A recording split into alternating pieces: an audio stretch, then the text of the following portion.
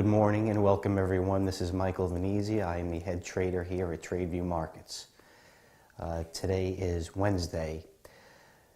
The past 2 days and my webcast leading into the weekend were really predicated upon not really picking a market direction or taking a stand against the market, because if you've done that the past 6 months, except for a hiccup here and there, it really would have been useless, because as I said yesterday, the market since December has not had a 2% move in the U.S. equities. So I'm giving you guys stocks, and you can see for yourself there are stocks out there that are moving 5, 10, 20% a day on enormous volume.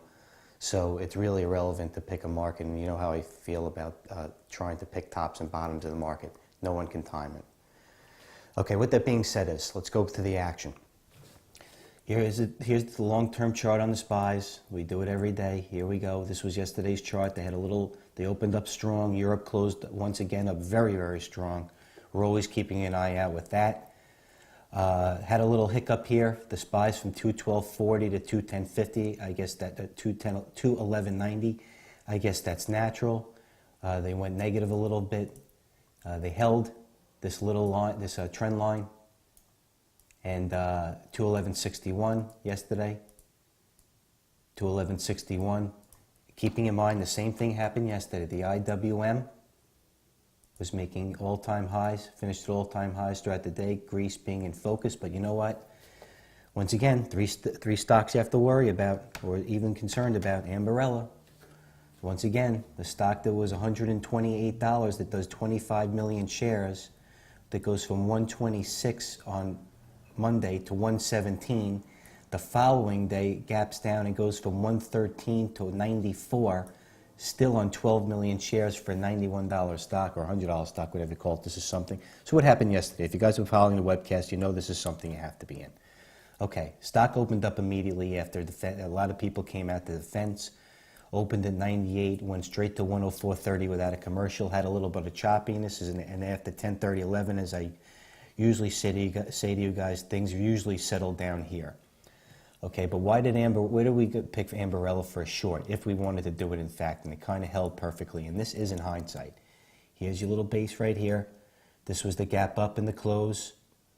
This is where I tried AMBA right here, 103.44. I went through a little pain, but granted it wasn't early in the morning, so it was kind of a fast market. I really didn't hold it for a big move. I thought the play has already been in it. I'm certainly not expecting 15 to 20% moves a day, and certainly this is probably something that's going to die down, but although it's extremely tradable, and instead of looking for new names and trying to come up with something else, they're giving this to you anyway. So you can look and search for all you want for a half a dollar movers in any oil or retailer, but this is the one they're giving you. Just got to keep things close to the vest, that's all.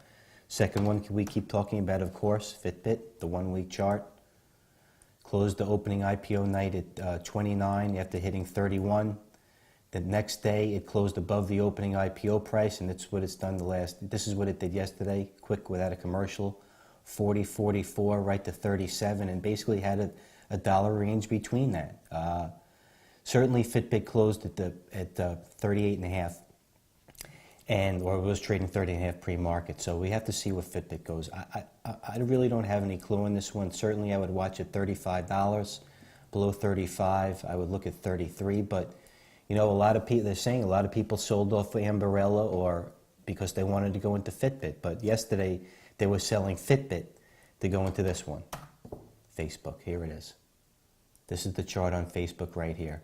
This is the long term. This is where it closed on Tuesday, a clear breakout above the line, and Facebook yesterday was basically strong all day on tremendous volume, 50 million shares, and as I said before, this was the closing trend line the night before. I didn't have it. It closed above it.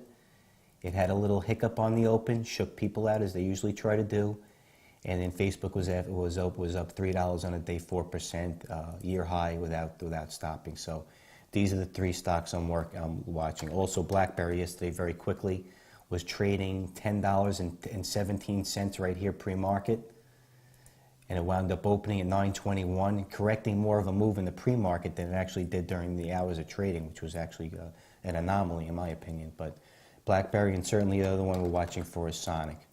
which reported numbers yesterday.